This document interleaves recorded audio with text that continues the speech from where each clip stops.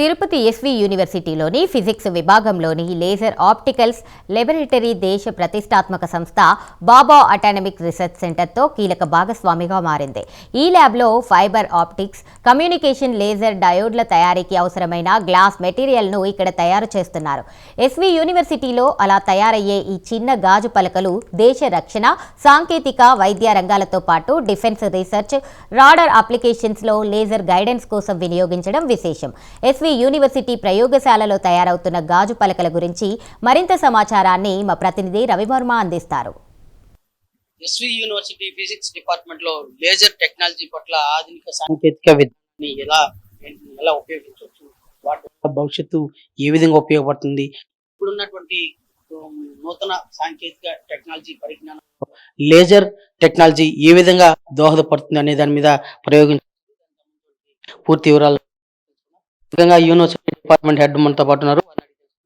Sir నమస్తే. ఇవాళ యూనివర్సిటీలో ఈ ఫిజిక్స్ డిపార్ట్మెంట్లో చేసినటువంటి ఈ లేజర్ టెక్నాలజీ సంబంధించి ఎలా ఉపయోగపడుతుంది, ఏంటి, నిజంగా ఇది ఈ ప్రయోగం అంటే ప్రభుత్వానికి ఉపయోగపడే అవకాశం ఉందా, ఏంటి సార్, దీన్ని ఎలా చూడాలి సార్ దీన్ని? ముందుగా యూనివర్సిటీ భౌతిక శాస్త్ర విభాగం తరపున ప్రైమ్ టీవీ వారికి ధన్యవాదాలు తెలియజేసుకుంటున్నాను.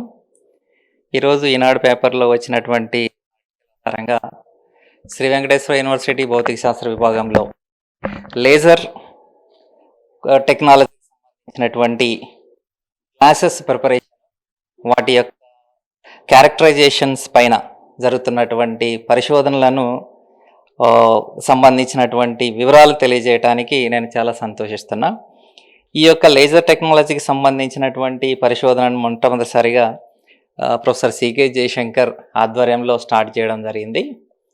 ఈ యొక్క ల్యాబొరేటరీ అంతా కూడా ప్రొఫెసర్ సికే జయశంకర్ సార్కు, అదేవిధంగా A S Joshi, is a scientist from Raja Ramanna centre for advanced studies Indore, BARC Bhabha atomic research centre వారి యొక్క సౌజన్యంతో ఈ యొక్క రీసెర్చ్ సెంటర్ అన్నది ఏర్పాటు చేయడం జరిగింది. ఈ యొక్క రీసెర్చ్ సెంటర్ ద్వారా మనకు ఆప్టికల్ కమ్యూనికేషన్స్లో అంటే ఫైబర్ ఆప్టిక్ కమ్యూనికేషన్స్కి సంబంధించినటువంటి గ్లాస్ శాంపుల్స్ని మేము తయారు చేసి ఆ యొక్క ఆర్ఆర్క్యాట్ ఇండోర్కి మేము సబ్మిట్ చేసినట్లయితే వాళ్ళు ఫర్దర్గా తిరిగి పరిశోధనలు చేసి వాటిని ఏ ఏ రంగాల్లో ఉపయోగించగలం అన్నది వాళ్ళు నిర్ధారిస్తారు. ఇప్పుడు ఈ లేజర్ టెక్నాలజీ ఎలాంటి సాంకేతిక పరిజ్ఞానానికి యూజ్ అవుతుంది సార్? ఇప్పుడు ఈ యొక్క లేజర్ టెక్నాలజీ అన్నది సైన్స్ అండ్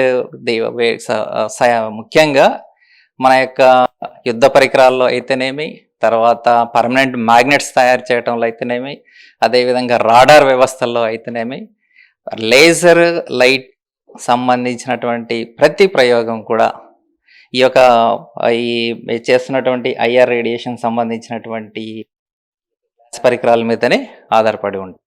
ఇప్పుడు ఉదాహరణకు మనకు ఫైబర్ ఆప్టిక్ కమ్యూనికేషన్స్లో తయారు చేసేటువంటి ఫైబర్ కేబుల్కి కావాలి అన్నట్లయితే మన టెలికమ్యూనికేషన్స్ అన్ని కూడా మనకు electromagnetic radiation C band wave లెంగ్త్లో అని అంటారు. ఇప్పుడు ఒక గ్లాస్ మెటీరియల్లో ఎర్బియం అనేటువంటి ఒక రైర్ చేసినట్లయితే దీని యొక్క emission wavelength C band wave లెంగ్త్తో సమానంగా ఉంటుంది. కాబట్టి ఎర్బియం డోప్డ్ ఫైబర్ ఆప్టిక్ యాంప్లిఫైర్స్లో ఏదైనా ఒక సిగ్నల్ యాంప్లిఫై చేయాలి అన్నట్లయితే ఇటువంటి ఈ యొక్క ఫైబర్ ఆప్టిక్ కేబుల్ అనేది తయారు చేయడంలో ఈ యొక్క గ్లాస్ ట్యూబ్ అనేది ఉపయోగపడుతుంది. కాబట్టి నిత్యమైనటువంటి సాధారణ జీవితానికి సంబంధించినటువంటి ప్రతి ప్రయోగాత్మకమైనటువంటి పరిశీలనకు కావాల్సినటువంటి సదుపాయాలకు అవసరమైనటువంటి మూలమైనటువంటి గ్లాస్ పరికరాలను రైడర్ డోప్ చేసినటువంటి గ్లాస్ పరికరాలన్నింటినీ కూడా ఈ యొక్క శ్రీ వెంకటేశ్వర యూనివర్సిటీ ఫిజిక్స్ విభాగంలో పరిశోధనలు చేయడం అనేది దాదాపుగా 20 సంవత్సరాలుగా జరుగుతున్నటువంటి ప్రక్రియ. ముఖ్యంగా ఇవాళ ఈ గ్లాస్ టెక్నాలజీని ఉపయోగించి చేస్తున్న లేజర్ టెక్నాలజీ దాంట్లో అంటే ఎలక్ట్రానిక్ గుడ్స్ కూడా యూజ్ అయ్యే అవకాశం ఉంది.